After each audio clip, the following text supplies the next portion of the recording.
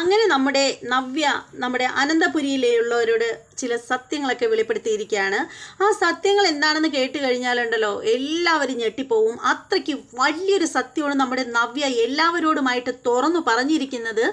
ആ സത്യങ്ങൾ എന്താണെന്ന് അറിയണം എന്നുണ്ടെങ്കിൽ എല്ലാവരും ആകാംക്ഷയോടുകൂടി അവിടെ ഇരിക്കുക. അതിന് മുമ്പായിട്ടൊരു കാര്യം പറയാനുള്ളതെന്ന് വെച്ചാൽ, ആരെങ്കിലും നമ്മുടെ ചാനൽ സബ്സ്ക്രൈബ് ചെയ്യാതെ ഉണ്ടെങ്കിൽ ഒന്ന് പെട്ടെന്ന് തന്നെ ഒന്ന് ചെയ്തേക്കൂ. അതോടൊപ്പം തന്നെ ബെല്ലൈക്കൻ കൂടി പ്രസ് ചെയ്യാൻ മറക്കരുത്. അപ്പോഴായിരിക്കും ഞാനിടുന്ന വീഡിയോകൾ അപ്പോഴായിട്ട് നിങ്ങളിലേക്ക് എത്തുക. അപ്പോൾ നമുക്ക് നേരെ റിവ്യൂവിലേക്ക് പോകാം. അങ്ങനെ നമ്മുടെ ആദർശ് വരികയാണ്. ആദർശ് വന്നിട്ട് ആദർശ് പറയുകയാണ്, ശരിക്കും പറയുകയാണെങ്കിൽ ഇന്നലെ ഞാൻ കൊണ്ടുപോയ ആ ചില ഡിസൈൻസൊക്കെ ഉണ്ടല്ലോ, അതിൽ ശരിക്കും പറയുകയാണെങ്കിൽ ക്ലയൻസിന് ഇഷ്ടമാവുമോ എന്ന് വിചാരിച്ചതേ ഇല്ല. ഒരു വിദേശ കമ്പനിയുമായിട്ടുള്ള, ഒരു അമേരിക്കൻ കമ്പനിയുമായിട്ടുള്ള ഒരു എഗ്രിമെൻ്റ് ആയിരുന്നു കഴിഞ്ഞിരുന്നത്. പക്ഷേ നമ്മുടെ ഡിസൈൻ എല്ലാം അവർക്ക് നന്നായിട്ട് ഇഷ്ടമായി. ശരിക്കും പറയുകയാണെങ്കിൽ ആ ഡിസൈൻ ആരാണ് ചെയ്തതെന്ന് മാത്രം അറിയില്ല എന്നിങ്ങനെ പറയുകയാണ്. അത് കേൾക്കുമ്പോഴത്തേക്ക് ഇങ്ങനെ എല്ലാവരും ഇങ്ങനെ ഉണ്ട്. അവിടെ അനന്തപുരിയിലുള്ള സകലമാന ആളുകളും അവിടെ തന്നെ ഉണ്ട്. അപ്പോൾ ഇതിങ്ങനെ പറയുന്ന സമയത്ത്, ആദർശ് പറയുന്ന സമയത്ത്, അപ്പോൾ അത് കേൾക്കുന്ന സമയത്ത് നേരെ നമ്മുടെ ജലജ താഴേക്ക് വരികയാണ്. അഭിയും ഉണ്ട് ഒപ്പം. അപ്പോൾ നമ്മുടെ ജലജ പറയുകയാണ്, അത് മറ്റാരുമല്ല ആദർശ്, എൻ്റെ അഭി തന്നെയാണ് ഡിസൈൻ ചെയ്തത് എന്നിങ്ങനെ പറയുകയാണ്. അഭിയോ? അഭി ഇതുപോലെ ഇത്രയും നന്നായിട്ട് ഡിസൈൻ ചെയ്യുമോ എന്നിങ്ങനെ ആദർശ് ചോദിക്കുകയാണ്. അപ്പോൾ ആ സമയത്ത് നമ്മുടെ ജലജ പറയുകയാണ്, പിന്നില്ലാതെ എൻ്റെ മോൻ നന്നായിട്ട് ഡിസൈൻ ചെയ്യും. അത് നിങ്ങളാരും അംഗീകരിക്കില്ലെന്നുള്ളതേ ഉള്ളൂ. ആര് പറഞ്ഞ് അംഗീകരിക്കില്ലെന്ന്? അഭി നന്നായിട്ട് ഡിസൈൻ ചെയ്യുമെങ്കിൽ അതിനുള്ള അംഗീകാരം അവന് തീർച്ചയായും നമ്മൾ കൊടുക്കും. ആണോ അഭി? സത്യം പറ, നീ തന്നെയാണോ ഇത് ഡിസൈൻ ചെയ്തത് എന്ന് ആദർശ് ചോദിക്കുകയാണ്. അപ്പോൾ അഭി പറയണം, അതെ ഏട്ടാ, ഞാൻ തന്നെയാണ് ചെയ്തത്. അപ്പോൾ ഉടനെ ജയൻ ചോദിക്കുകയാണ്, നിനക്ക് ഇത്രയും നന്നായിട്ട്, ഇത്രയും എന്താ പറയുന്നത്, ഇത്രയും ഡിഫറെൻ്റ് ആയിട്ടുള്ള ഓരോ ഡിസൈനുകൾ നിനക്ക് എങ്ങനെയാണ് ചെയ്യാൻ സാധിച്ചത്? അത് ഞാൻ നെറ്റിൽ നോക്കി സെർച്ച് ചെയ്തു. പിന്നീട് അതിൽ നിന്ന് കുറച്ചൊക്കെ നെറ്റിൽ നിന്നെടുത്ത കുറച്ച് ഡിസൈൻസിനെ കുറേ കൂടി മാറ്റം വരുത്തി എൻ്റേതായിട്ടുള്ള രീതിയിൽ ഞാൻ ചെയ്തതാണ് എന്നിങ്ങനെ പറയാണ്. അത് കേൾക്കുമ്പോൾ മുത്തശ്ശൻ പറയാണ്, മോനെ, നീ നമ്മുടെ കുടുംബത്തിന് അഭിമാനത്തെയാണ് നീ ഉയർത്തിക്കാട്ടിയത്. നമ്മുടെ കുടുംബത്തിന് ഇന്നേ വരെ നിന്നെ കൊണ്ടൊരു നല്ലൊരു ഉപകാരം ഉണ്ടായിട്ടില്ല. ഇന്ന് അതുണ്ടായി. ശരിക്കും പറയുകയാണെങ്കിലുണ്ടല്ലോ, ഇന്ന് നീയാണ് നമ്മുടെ ജ്വല്ലറിയുടെ മാനം കാത്തത് എന്നൊക്കെ പറഞ്ഞിട്ട് നമ്മുടെ മുത്തശ്ശൻ ഒരുപാട് നമ്മുടെ അഫിയെ ഇങ്ങനെ പുകഴ്ത്തിക്കൊണ്ടിരിക്കുകയാണ്. മുത്തച്ഛൻ മാത്രമല്ല, നമ്മുടെ ആദർശും അതുപോലെ ജയനും എല്ലാവരും മാറി മാറി ഇങ്ങനെ അഭിയെ പുകഴ്ത്തിക്കൊണ്ടിരിക്കുകയാണ്. ഇത് കേട്ടിട്ട് ഒരാൾക്ക് തീരെ സഹിക്കുന്നില്ല. നമ്മുടെ കനകത്തിനാണ്. അപ്പോൾ കനകം പറയുകയാണ്, അഭി തന്നെയാണോ ഇത് വരച്ചത്? അങ്ങനെയാണെങ്കിൽ ഒന്നുകൂടി ഒന്ന് വരയ്ക്കാൻ പറ, അപ്പോഴറിയാമല്ലോ എന്നിങ്ങനെ പറയുകയാണ്. അത് കേൾക്കുമ്പോഴത്തേക്ക് ജലജ പറയണേ, കണ്ടില്ലേ, അവളുടെ മനസ്സിലിരിപ്പ് കണ്ടില്ലേ, എൻ്റെ മക്കൾ ആരും ഉയർന്നു വരുന്നത് ഇവൾക്കൊന്നും സഹിക്കില്ല. ഇനി പറയടി, ഈ ഡിസൈന് നിന്റെ മോളാണ് വരച്ചതെന്ന് നീ പറ, അങ്ങനെ വരുത്തി തീർക്ക് എന്നിങ്ങനെ പറയുകയാണ് നമ്മുടെ ജലജ. അപ്പോൾ ആ സമയത്തിന് നമ്മുടെ ദേവയാനി പറയണ, ഇനി ഇതിൻ്റെ അവകാശമൊന്നും ആരും പറയണ്ട, നയനയൊന്നും അല്ല ഇത് വരച്ചത്, അഭിയാണ് വരച്ചതെന്ന് പറഞ്ഞല്ലോ. അഭിക്ക് ചില്ലറ മോശം സ്വഭാവങ്ങളൊക്കെ ഉണ്ട്, അതുകൊണ്ട് എല്ലാവരും അവനെ തഴഞ്ഞിട്ടിരിക്കുകയായിരുന്നു എന്ന് കരുതി നമ്മുടെ കുടുംബത്തിനൊരു അഭിമാനം കാത്തു സൂക്ഷിക്കുന്ന ഒരു പ്രവൃത്തി അവൻ ചെയ്തു കഴിയുമ്പോൾ അവന് അതിൻ്റെതായ രീതിയിലുള്ള അംഗീകാരവും കൊടുത്തേ പറ്റൂ. അതുകൊണ്ട് ആരും ഇങ്ങോട്ട് വലിയ വർത്താനമൊന്നും പറയണ്ട എന്നിങ്ങനെ ജലജ പറയുകയാണ്. അപ്പോൾ ആ സമയത്തിന് നമ്മുടെ നവ്യ സംസാരിക്കാൻ തുടങ്ങുമ്പോൾ നയന നവ്യയെ തടയാണ്. അങ്ങനെ പിന്നെ നവ്യ ഒന്നും മിണ്ടാണ്ടിരിക്കുകയാണ്. അങ്ങനെ മുത്തശ്ശൻ പറയണം, മോനെ, എന്തായാലും നീ ശരിക്കും പറയുകയാണെങ്കിൽ നമ്മുടെ കുടുംബത്തിൻ്റെ മാനം കാത്തു എന്നൊക്കെ പറഞ്ഞിങ്ങനെ ഓരോരുത്തരായിട്ട് അവരുടേതായ രീതിയിൽ ഇങ്ങനെ നമ്മുടെ അഭിയെ പ്രശംസ കൊണ്ട് ഇങ്ങനെ മൂടിക്കൊണ്ടേ ഇരിക്കുകയാണ്. അപ്പോൾ ആ സമയത്ത് തന്നെ നമ്മുടെ ആദർശ് പറയണം, മോനെ, അഭി, നിന്നെ അംഗീകരിക്കുന്നതിനും നിൻ്റെ കഴിവുകളെ അംഗീകരിക്കുന്നതിനൊന്നും എനിക്കൊരു മടിയില്ല. പക്ഷെ നീ തെറ്റ് ചെയ്തു കഴിഞ്ഞാൽ അത് തെറ്റാണെന്ന് തന്നെ എടുത്തു കാണിക്കും. പിന്നെ ഒരു കാര്യമുണ്ട്, നീ ഈ ചെയ്ത നല്ല പ്രവൃത്തിക്ക് നിനക്ക് തീർച്ചയായും പ്രൊമോഷൻ ഉണ്ടായിരിക്കും എന്നിങ്ങനെ പറയുകയാണ്. അത് കേൾക്കുമ്പോൾ ഭയങ്കര സന്തോഷമാവുകയാണ്. അഭി പറയണേ, ഏട്ടാ, എനിക്ക് പ്രൊമോഷൻ ഉണ്ടായില്ലെങ്കിലും കുഴപ്പമില്ല, എനിക്ക് ഏട്ടൻ്റെ സ്ഥാപനത്തിൽ, എനിക്ക് നമ്മുടെ കുടുംബത്തിൻ്റെ സ്ഥാപനത്തിൽ ഒരു ജോലിക്കാരനായിട്ട് തുടരുന്നതിലും പ്രശ്നമൊന്നുമില്ല എന്നിങ്ങനെ അഭി പറയുകയാണ്. അതിനുശേഷം നമ്മുടെ ജലജയും മകനും കൂടി മുറിക്കകത്തേക്ക് പോവുകയാണ്. അവർ രണ്ടുപേരും അവരുടെ മുറിയിൽ ചെന്നിട്ട് സംസാരിക്കുകയാണ്. അപ്പോൾ അഭി പറയുകയാണ്, അമ്മേ, ശരിക്കും പറയുകയാണെങ്കിൽ അമ്മയ്ക്ക് ഇത്രയും ബുദ്ധി ഉണ്ടെന്നൊന്നും ഞാൻ കരുതിയില്ല.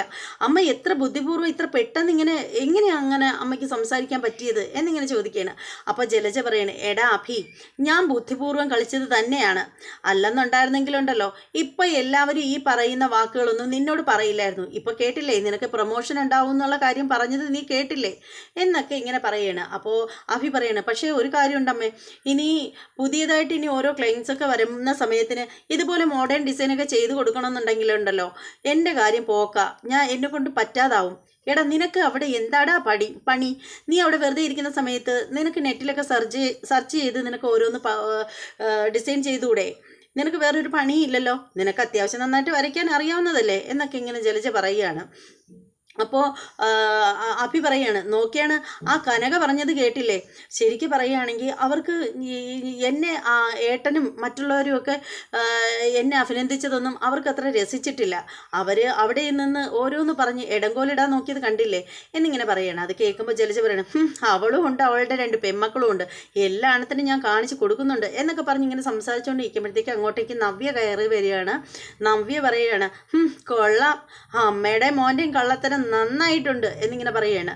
അപ്പോൾ ജലജ ചോദിക്കുകയാണ്, ആരാടി കള്ളത്തരം കാണിച്ചത്, ആരാന്ന്? നിങ്ങൾ അമ്മയും മോനും തന്നെ, അല്ലാതെ പിന്നെന്താ? എന്ത് കള്ളത്തരാടി ഞങ്ങൾ കാണിച്ചത്? എൻ്റെ അനിയത്തി വരച്ച ഡിസൈൻ ഇവനാണ് വരച്ചതെന്ന് പറയാൻ നിങ്ങൾക്ക് നാണമായില്ലേ? നിന്റെ അനിയത്തിയോ? ആരാ പറഞ്ഞ നിന്റെ അനിയത്തിയാ അത് വരച്ചതെന്ന്? എനിക്കറിയാം, അത് എൻ്റെ അനിയത്തിയാണ് വരച്ചത്. എൻ്റെ അനിയത്തി അത് വരച്ചത് ഞാനും എൻ്റെ അമ്മയും കൂടി ചേർന്ന് അവളെ നിർബന്ധിച്ചതുകൊണ്ടാണ്. ആ ഡിസൈൻ അവൾ ചെയ്തിട്ടേ എൻ്റെ കയ്യിലാണ് തന്നത്. ഞാനാ അത് കൊണ്ടുവന്ന് അവിടെ താഴെ കൊണ്ടുവന്ന് വെച്ചത്. എന്നിട്ട് അത് ഉടനെ ഈ നിൽക്കുന്ന ഇവൻ വരച്ചതാണെന്ന് പറഞ്ഞു.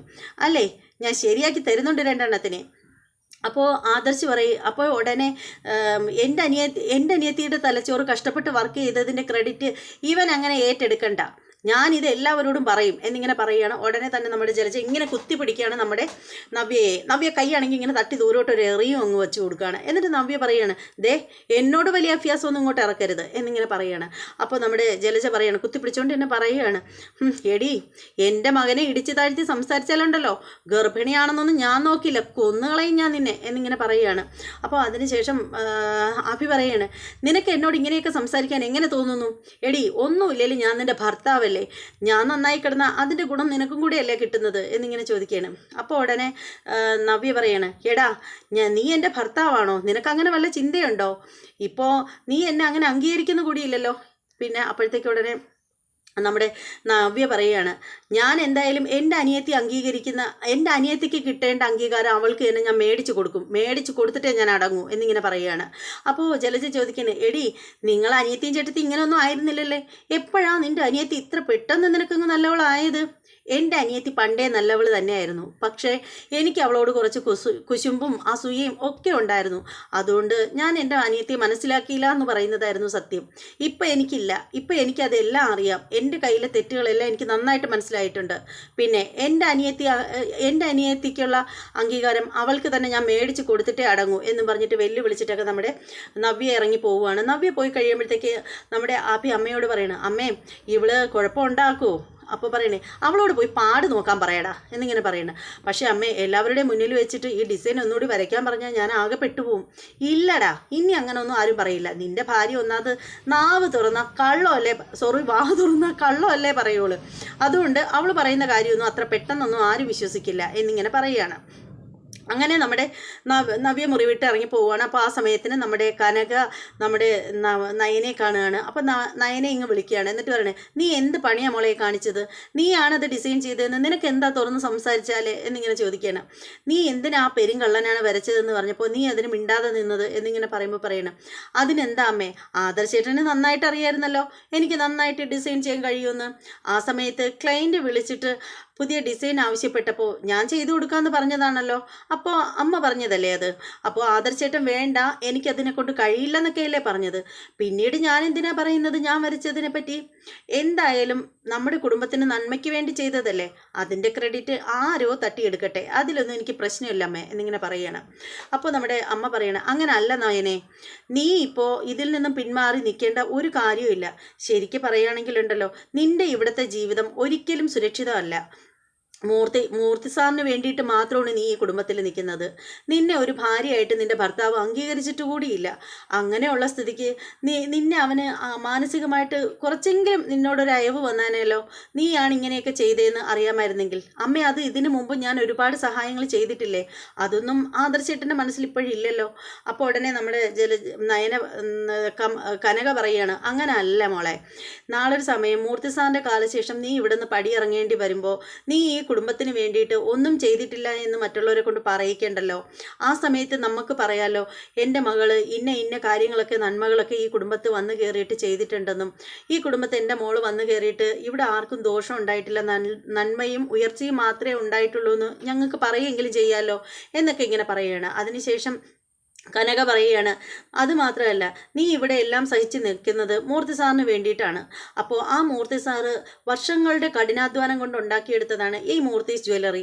അതെല്ലാം ഇവനെ പോലുള്ള ഒരു പെരുങ്കള്ളൻ്റെ കയ്യിൽ കൊണ്ടുവച്ച് കൊടുത്തു കഴിഞ്ഞാൽ അത് നശിച്ചു പോകുന്നുള്ള കാര്യത്തിൽ നിനക്ക് വല്ല സംശയമുണ്ടോ എന്നിങ്ങനെ ചോദിക്കുകയാണ്. അപ്പോൾ ഇതിങ്ങനെ സംസാരിച്ചുകൊണ്ടിരിക്കുമ്പോഴത്തേക്ക് നവ്യ അങ്ങോട്ടേക്ക് വരികയാണ്. നവ്യ വന്നിട്ട് പറയാണ്, നീ എന്ത് പണിയാണ് കാണിച്ചത് നയനെ?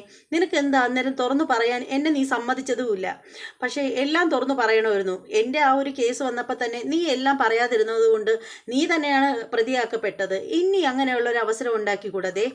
അവനാണ് ഡിസൈൻ ചെയ്തതെന്ന് പറഞ്ഞ് തള്ളയും മോനും കൂടെ മുറിയെ കിടന്ന് എന്തൊരു സന്തോഷമെന്നറിയാമോ? അവൻ എന്നെ വെല്ലുവിളിച്ചിരിക്കുക. പക്ഷേ ഇത് ഞാൻ വിട്ടുകൊടുക്കില്ല. ഞാൻ ഇത് അറിയിക്കേണ്ടവരടുത്ത് പറയും.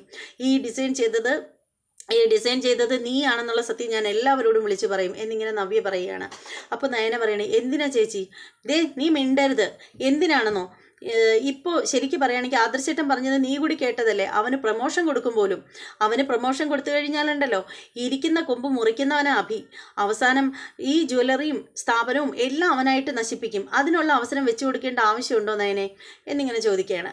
അതിനുശേഷം നവ്യ ചോദിക്കുകയാണ്, ശരിക്കും പറഞ്ഞാലുണ്ടല്ലോ ഇപ്പം അവന് കൊടുത്തിരിക്കുന്ന സ്ഥാനം ഉണ്ടല്ലോ അതേ അവൻ അർഹിക്കുന്നുള്ളൂ. അതിൻ്റെ ആവശ്യമേ ഉള്ളൂ അവന് എന്നിങ്ങനെ പറയുകയാണ് നവ്യ. അപ്പോൾ അത് കേട്ടിട്ട് ഇങ്ങനെ നയനെ ഇങ്ങനെ ഒന്നും മിണ്ടാണ്ട് നിൽക്കുകയാണ്. എന്ത് ചെയ്യണമെന്ന് ആകെ ഒരു കൺഫ്യൂഷനിൽ ഇങ്ങനെ നിൽക്കുകയാണ് നമ്മുടെ നവ്യ. കനക നല്ല രീതിയിൽ പിരികേറ്റുന്നതെന്ന് പറഞ്ഞാൽ നല്ല കാര്യത്തിന് വേണ്ടിയിട്ടാണ്. അതേ സമയത്ത് നമ്മുടെ അഭിയും ജലജയും താഴെ നിൽക്കുകയാണ്. രണ്ടുപേരും ഇങ്ങനെ സിറ്റൗട്ടിൽ നിൽക്കുകയാണ്. അപ്പോൾ അഭി പറയണം, അമ്മേ ഇനിയിപ്പോൾ ഇവരാരെങ്കിലും ഒരു ഡിസൈൻ ചെയ്ത് കൊടുക്കണം എന്ന് പറഞ്ഞു കഴിഞ്ഞാൽ ഞാൻ എന്ത് ചെയ്യും എന്നൊക്കെ ഇങ്ങനെ പറയുകയാണ്. നീ ഒന്ന് സമാധാനപ്പെടടാ, ഇവിടെ എന്തായാലും ആരും ഇപ്പോൾ അങ്ങനെ ഒന്നും പറയില്ല എന്നൊക്കെ പറഞ്ഞിട്ട് ഇങ്ങനെ ഇരിക്കുമ്പോൾ ആദർശ് അങ്ങോട്ട് വരികയാണ്. എന്നിട്ട് ആദർശ് പറയണം, എടാ അഭി, നിനക്ക് വേണ്ടിയിട്ട് വൈകിട്ട് ഒരു പാർട്ടി സെറ്റാക്കി വെച്ചിട്ടുണ്ട്. അപ്പച്ചിയും അഭിയും പെട്ടെന്ന് റെഡി ആയിട്ട് വരണം. നമ്മളെല്ലാവരും ഉണ്ടാവും. മുത്തച്ഛനും അച്ഛനും കൂടിയാണ് പാർട്ടി സംഘടിപ്പിച്ചിരിക്കുന്നത് എന്നൊക്കെ ഇങ്ങനെ പറയുകയാണ്. അത് കേൾക്കുമ്പോഴത്തേക്ക് നമ്മുടെ ജലജ പറയാണ്, എന്തിനാ മോനെ പാർട്ടിയൊക്കെ? അതിൻ്റെ ആവശ്യമുണ്ടോ? നമ്മുടെ കുടുംബത്തിന് വേണ്ടിയിട്ടല്ലേ ഇവനൊരു നല്ല കാര്യം ചെയ്തത്. അതിന് പാർട്ടി കൊടുക്കേണ്ട കാര്യം എന്താ? ഇങ്ങനെയൊക്കെയുള്ള അംഗീകാരമൊക്കെ ആഗ്രഹിക്കുന്നതേ നിന്റെ ഭാര്യയാണ്, അല്ലാതെ വേറെ ആരുമല്ല എന്നൊക്കെ ഇങ്ങനെ പറഞ്ഞിട്ട് അവിടെയും നമ്മുടെ നയനെ ഇടിച്ചു താഴ്ത്താനായിട്ട് നോക്കുകയാണ്. അപ്പോൾ ആദർശ് പറയുകയാണ്, അങ്ങനെ അല്ല അപ്പച്ചി, ശരിക്കും പറയുകയാണെങ്കിൽ ഇവൻ തെറ്റ് കാണിച്ചിട്ടുള്ളപ്പോഴൊക്കെ ഇവനെ അങ്ങേയറ്റം വിമർശിച്ചിട്ടുള്ള ആളാണ് ഞാൻ എന്ന് കരുതി ഇവനൊരു നന്മയുള്ള കാര്യം ചെയ്യുമ്പോൾ അതിനെ അവഗണിക്കേണ്ട കാര്യമില്ല. ഇവന് വേണ്ടിയിട്ട് നമ്മൾ എല്ലാവരും കൂടി ചേർന്ന് ഒരു പാർട്ടി വെച്ചിട്ടുണ്ട്. ആ പാർട്ടിയിൽ നിങ്ങൾ എല്ലാവരും പങ്കെടുക്കണം. അപ്പച്ചി പെട്ടെന്ന് റെഡിയാവുക എന്ന് പറഞ്ഞിട്ട് ആദർശ് പോവുകയാണ്. അപ്പോൾ ആ സമയത്തിനാണെങ്കിൽ ഹാളിൽ നമ്മുടെ ദേവയാനിയും ജയനും ഉണ്ട്. ആ സമയത്ത് നമ്മുടെ ദേവയാനി ജയനോട് പറയുകയാണ്, അഭി ഒരുപാട് മോശം കാര്യങ്ങളൊക്കെ ചെയ്തിട്ടുള്ള ആളാണ്. പക്ഷേ അഭി ചെയ്ത ഈ നല്ല കാര്യത്തിന് അതിന് വേണ്ടുന്ന രീതിയിലുള്ള പാരിതോഷികം കൊടുക്കണം എന്നുള്ള രീതി സംസാരിക്കുകയാണ്. അപ്പോൾ ജയൻ പറയുകയാണ്, അത് ശരിയാണ്, ഞാനും അതിനെപ്പറ്റി സംസാരിച്ചിട്ടുണ്ട്. ശരിക്കും ഇനിയിപ്പോൾ വിവാഹമൊക്കെ അടുത്തില്ലേ അനിയുടെ, അതുകൊണ്ട് ഒരു 2-3 ബ്രാഞ്ചുകൾ അനിയെ ഏൽപ്പിക്കാമെന്നാണ് ഇവിടെ തീരുമാനിച്ച് വെച്ചിരിക്കുന്നത്. പക്ഷേ ഇനി ബാക്കി ബ്രാഞ്ചുകൾ മുഴുവനും ആദർശല്ലേ നോക്കുന്നത്, മെയിൻ ബ്രാഞ്ച് ഉൾപ്പെടെ. മെയിൻ സ്ഥാപനം ഉൾപ്പെടെ ബാക്കിയുള്ള ബ്രാഞ്ചുകളെല്ലാം ആദർശല്ലേ നോക്കുന്നത്. ഇനിയുള്ളതിൽ ഒരു 3-4 ബ്രാഞ്ചിനി അഭിയെ ഏൽപ്പിക്കാം എന്നിങ്ങനെ പറയുകയാണ്. അപ്പോൾ അത് കേൾക്കുമ്പോൾ ദേവയാനിക്ക് അത്ര ഇഷ്ടപ്പെടുന്നില്ല. അപ്പോൾ ദേവയാനി ചോദിക്കണേ, നിങ്ങൾ എന്താ ഈ പറയുന്നത്? 3-4 സ്ഥാപനങ്ങൾ അഭിയെ ഏൽപ്പിക്കാമെന്നോ? അഭി ഇപ്പോൾ ഒരു നല്ല കാര്യം തന്നെയാണ് ചെയ്തത്. ഒരു ഡിസൈൻ ചെയ്തതിൻ്റെ പേരിൽ സ്ഥാപനങ്ങളെല്ലാം കൂടി അഭിയെ ഏൽപ്പിച്ചു കഴിഞ്ഞാൽ എനിക്കത്ര ഇത് തോന്നുന്നില്ല എന്നിങ്ങനെ പറയുകയാണ് ദേവയാനി. അപ്പോഴത്തേക്ക് അങ്ങോട്ടേക്ക് ആദർശ് കയറി ചെല്ലുകയാണ്. ആദർശ് ചെല്ലുന്ന സമയത്തിന് ഈ കാര്യം അവിടെ സംസാരിക്കാനായിട്ട് എടുത്തിടുകയാണ്. അപ്പോൾ ജയൻ പറയുകയാണ്, മോനെ ആദർശേ, ഇവിടെ ഇപ്പോൾ ഞങ്ങൾ തീരുമാനിച്ചിരിക്കുന്നത് എന്താണെന്ന് വെച്ചാൽ ഈ സ്ഥാപനങ്ങൾ, അതായത് ഈ 3-4 സ്ഥാപനങ്ങൾ നമുക്ക് അഭിയെ കൂടി ഏൽപ്പിക്കാമെന്നാണ് എൻ്റെ അഭിപ്രായം എന്ന് പറയുകയാണ്. അപ്പോൾ അത് കേൾക്കുമ്പോഴത്തേക്ക് ആദർശ് പറയുകയാണ്, അതേക്കുറിച്ച് ഞാനും അങ്ങോട്ട് പറയാനായിട്ട് ഇരിക്കുകയായിരുന്നു അച്ഛാ, എന്തായാലും അച്ഛനായിട്ട് പറഞ്ഞത് നന്നായി എന്നിങ്ങനെ പറയുകയാണ്. നോക്കുമ്പോൾ മൂർത്തി മുത്തശ്ശൻ വരികയാണ്. അദ്ദേഹം നല്ല ഡ്രസ്സൊക്കെ ഇട്ട് അടിപൊളിയായിട്ട് വരികയാണ്. അപ്പോൾ നമ്മുടെ ജയൻ ചോദിക്കണം, ആഹാ, അച്ഛൻ ഇത്ര പെട്ടെന്ന് റെഡിയായോ? പിന്നല്ലാതെ പാർട്ടി ഉണ്ടോയെന്ന് കേട്ട് കഴിഞ്ഞാൽ പിന്നെ അപ്പോഴും തന്നെ റെഡി ആവണ്ടേ? പാർട്ടിക്കൊക്കെ പോണത് ഒരു സന്തോഷമുള്ള കാര്യമല്ലേ? അപ്പോഴല്ലേ എല്ലാവരും മനസ്സ് തുറന്നൊന്ന് സന്തോഷിക്കുക, എല്ലാവരും കൂടുക എന്നൊക്കെ ഇങ്ങനെ മുത്തശ്ശൻ പറയുകയാണ്. അപ്പോൾ ആ സമയത്തിന് ജയൻ പറയണ അച്ഛാ ഞാനും ആദർശം കൂടി ചേർന്ന് തീരുമാനിച്ചിരിക്കുന്നതെന്ന് വെച്ചാൽ ഒരു 3-4 ബ്രാഞ്ചുകൾ അഭിയെ ഏൽപ്പിക്കാമെന്നാണ് തീരുമാനിച്ച് വെച്ചിരിക്കുന്നത് എന്നിങ്ങനെ പറയുകയാണ്. അത് കേൾക്കുമ്പോഴത്തേക്ക് നമ്മുടെ മുത്തശ്ശൻ ചോദിക്കുകയാണ്, അവനൊരു ഡിസൈൻ ചെയ്തു എന്നുള്ളത് നല്ല കാര്യം തന്നെയാണ്, അത് ഓക്കെ എന്ന് കരുതിയിട്ട് ഒരു 3-4 സ്ഥാപനങ്ങൾ അവനെ ഏൽപ്പിക്കാൻ വേണ്ടിയിട്ടൊക്കെയുള്ള ഇതൊക്കെ ആയോ അവൻ എന്നിങ്ങനെ ചോദിക്കുകയാണ്.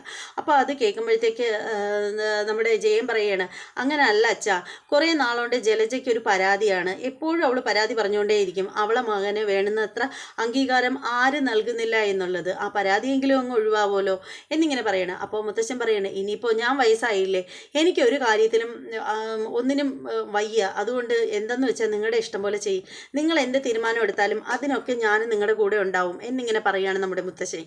അപ്പോൾ ഇങ്ങനെ സംസാരിച്ചുകൊണ്ട് നിൽക്കുമ്പോഴത്തേക്ക് ഇതേ വരുന്നു നമ്മുടെ നവ്യ വരുമ്പോഴത്തേക്ക് നമ്മുടെ മുത്തശ്ശൻ ഇങ്ങനെ നവ്യെ നോക്കിയിട്ട് പറയണ, ആഹാ മോള് റെഡിയായി വരികയാണോ പാർട്ടിക്ക് പോകാനായിട്ട്? അപ്പോൾ ഉടനെ നവ്യ പറയണേ, ഏത് പാർട്ടിക്ക്? മോൾ അറിഞ്ഞില്ലേ പാർട്ടിക്ക്? അഭിക്ക് പാർട്ടി കൊടുക്കുന്ന കാര്യം മോളോട് ആരും പറഞ്ഞില്ലേ എന്നിങ്ങനെ ചോദിക്കുകയാണ്.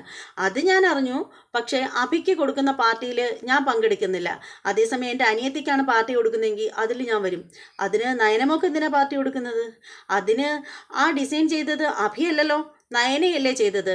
നയന ചെയ്തതിൻ്റെ ഡിസൈനിൻ്റെ ക്രെഡിറ്റ് അവന് കൊടുക്കുന്നതിന് എന്തിനാ ഞാൻ വരുന്നത് എന്നിങ്ങനെ ചോദിക്കുകയാണ്. അപ്പോൾ ഉടനെ ദേവയാനി പറയണം, നീ അത്യാവശ്യം നാക്കെടുത്ത നുണയെ പറയുള്ളൂ, പക്ഷേ അത് ഇവിടെ വേണ്ട കേട്ടോ, വെറുതെ അതിൻ്റെ ക്രെഡിറ്റ് നിൻ്റെ അനിയത്തിക്ക് മേടിച്ചു കൊടുക്കാനായിട്ട് നീ ശ്രമിക്കേണ്ട, അത് ഡിസൈൻ ചെയ്തത് അഭി തന്നെയാണ് എന്നിങ്ങനെ പറയുകയാണ് നമ്മുടെ ദേവയാനി. അപ്പോൾ നമ്മുടെ നവ്യ പറയുകയാണ്, അല്ല ഞാൻ പറയുന്നത് വിശ്വസിച്ചാലും ഇല്ലെങ്കിലും അതാണ് സത്യം, അഭിയല്ല അത് ഡിസൈൻ ചെയ്തത്. എൻ്റെ അമ്മ ചായ ഉണ്ടാക്കി കൊണ്ടുവന്നിട്ട് കൊടുക്കാനായിട്ട് പോകുന്ന സമയത്തിന് ഞാനാണ് അവൾ വരച്ച ഡിസൈന് ആരും കാണാതെ ഈ മേശയുടെ അടിയിലിരുന്ന ബാക്കി ഡിസൈനിൻ്റെ ഇടയിലോട്ട് കൊണ്ടുവന്ന് കയറ്റി വെച്ചത്.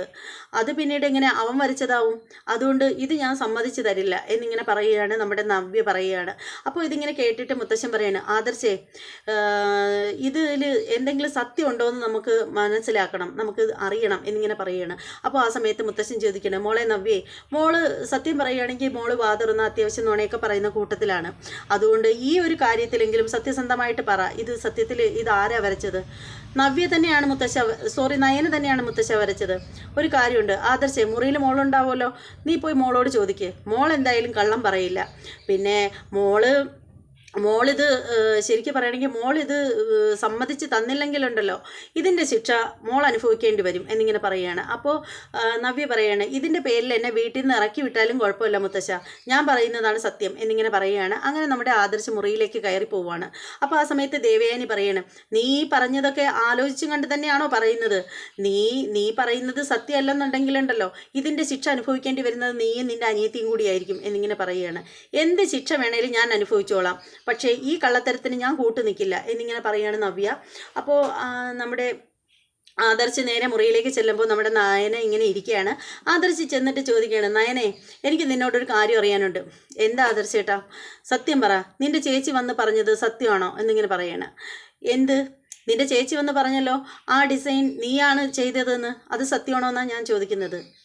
അത് സത്യമാണോ എന്ന് ഇനി പ്രത്യേകിച്ച് പറയേണ്ട കാര്യം എന്താണ്? ആദർശേട്ടന് എപ്പോഴൊക്കെ പ്രതിസന്ധി വന്നിട്ടുണ്ടോ അപ്പോഴൊക്കെ ഞാൻ ഡിസൈൻ ചെയ്ത് സഹായിച്ചിട്ടില്ലേ?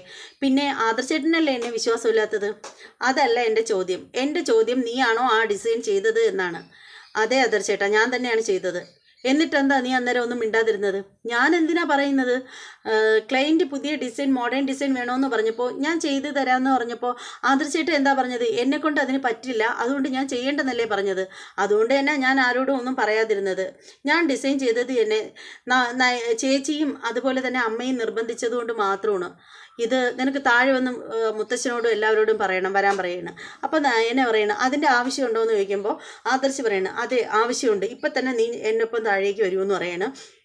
അങ്ങനെ നമ്മുടെ നയന താഴേക്ക് ഇറങ്ങി വരികയാണ്. താഴേക്ക് വരുന്ന സമയത്ത് അവിടെ ജയനുണ്ട്, ദേവയാനിയുണ്ട്, അതുപോലെ എല്ലാവരും ഉണ്ട്. പക്ഷേ അഭിയും ജലജയും അന്നേരം അവിടെ ഇല്ല. ആ സമയത്തിന് നമ്മുടെ നയന അങ്ങോട്ടേക്ക് ഇറങ്ങി വരികയാണ്. അപ്പോൾ മുത്തശ്ശൻ ചോദിക്കുകയാണ്, നയനമോളെ നിൻ്റെ ചേച്ചി പറഞ്ഞ കാര്യം സത്യമാണോ എന്നിങ്ങനെ ചോദിക്കുകയാണ്. അപ്പോൾ ഉടനെ ദേവയാനിയും ഇങ്ങനെ അന്തം വിട്ടിരിക്കുകയാണ്. അപ്പോൾ നമ്മുടെ നയന പറയണം, അതേ മുത്തശ്ശ, ആ ഡിസൈൻ ഞാൻ തന്നെയാണ് ചെയ്തത് എന്നിങ്ങനെ പറയുകയാണ്. ഞാൻ തന്നെയാണ് ചെയ്തത്, അമ്മയും ചേച്ചിയും കൂടി പറഞ്ഞതുകൊണ്ടാണ് ഞാനത് ചെയ്തത്. ചേച്ചിയാണ് ഇവിടെ കൊണ്ടുവന്ന് ടീപ്പോയുടെ പുറത്ത് ബാക്കി ഡിസൈൻ്റെ ഇടയിലേക്ക് വെച്ചത് എന്നിങ്ങനെ പറയുകയാണ്. അപ്പോൾ ആ സമയത്ത് മുത്തശ്ശൻ പറയണേ, എൻ്റെ മോളെ പറയേണ്ട കാര്യങ്ങൾ പറയേണ്ട സമയത്ത് പറയണ്ടേ, അങ്ങനെ പറയാതിരിക്കുമ്പോൾ എത്ര വലിയ തെറ്റായിരുന്നു ഇപ്പോൾ സംഭവിച്ചുകൊണ്ടിരിക്കുന്നത്. ഇങ്ങനെ പറയേണ്ട കാര്യങ്ങൾ പലപ്പോഴും ഒളിച്ചു വെക്കുന്നത് മൂലം വലിയൊരു തെറ്റിലായിരിക്കും പിന്നെ അത് ചെന്ന് എത്തിപ്പെടുക. ഇപ്പം തന്നെ ഈ കമ്പനിയുടെ 3-4 ബ്രാഞ്ചുകൾ അഭിയെ ഏൽപ്പിക്കുന്നതിനെക്കുറിച്ച് ഇവിടെ ചർച്ച ചെയ്യുക കൂടി ചെയ്തു എന്നൊക്കെ ഇങ്ങനെ പറയുകയാണ്. അപ്പോൾ നയന ഇങ്ങനെ ഒന്നും മിണ്ടാണ്ടിരിക്കുകയാണ്. ആ സമയത്തിന് നോക്കുമ്പോഴത്തേക്ക് കനകയൊക്കെ ഉണ്ട്. അപ്പോൾ നോക്കുമ്പോഴത്തേക്ക് നമ്മുടെ ജലജയും മകനും താഴേക്ക് ഇറങ്ങി വരികയാണ്. അവർ വരുന്നത് കാണുമ്പോഴത്തേക്ക് നമ്മുടെ കനക പറയുകയാണ്, ദേ അമ്മയും മോനും വരുന്നത് കണ്ടില്ലേ, 2 പേരും പാർട്ടിക്ക് പോകാനായിട്ട് ഒരുങ്ങി റെഡി ആയിട്ട് വരികയാണ് എന്നിങ്ങനെ പറയുകയാണ്. സത്യത്തിൽ അഭിയും ജലജയും പാർട്ടിക്ക് പോകാനായിട്ട് നല്ല സെറ്റായിട്ട് അടിപൊളിയായിട്ട് താഴേക്ക് ഇറങ്ങി വരികയാണ്. അങ്ങനെ അവർ 2 പേരും കൂടി താഴേക്ക് വന്ന് ഇങ്ങനെ നിൽക്കുമ്പോൾ എല്ലാവരുടെയും സമക്ഷത്ത് വെച്ച് നമ്മുടെ മുത്തശ്ശൻ ചോദ്യം ചെയ്യാനായിട്ട് മുത്തശ്ശനും റെഡിയായിട്ട് നിൽക്കുകയാണ്. അതോടുകൂടി നമ്മുടെ പത്തരമാറ്റ് സീരിയലിലെ ഇന്നത്തെ എപ്പിസോഡ് തീരുകയാണ്. ഇന്നത്തെ എപ്പിസോഡ് എല്ലാവർക്കും ഇഷ്ടപ്പെട്ടു എന്ന് ഞാൻ വിശ്വസിക്കുകയാണ്. ഇഷ്ടപ്പെട്ടവരും പെടാത്തവരും ഒക്കെ കമൻറ്റ് ചെയ്തേക്കണം. ഇതുവരെ ആരെങ്കിലും നമ്മുടെ ചാനൽ സബ്സ്ക്രൈബ് ചെയ്യാതെ ഉണ്ടെങ്കിൽ ഒന്ന് സബ്സ്ക്രൈബ് ചെയ്തേക്കൂ. ബെല്ലൈക്കൻ കൂടി പ്രസ് ചെയ്യാൻ മറക്കരുത്. അതുപോലെ തന്നെ നമ്മുടെ ചാനൽ നിങ്ങളുടെ സുഹൃത്തുക്കൾക്കൊക്കെ ഒന്ന് സജസ്റ്റ് ചെയ്ത് കൊടുത്തേക്കുക. ഇനി മറ്റൊരു എപ്പിസോഡിൻ്റെ റിവ്യൂമായിട്ട് ഉടനെ കാണാം. അതുവരെ എല്ലാവർക്കും ബൈ.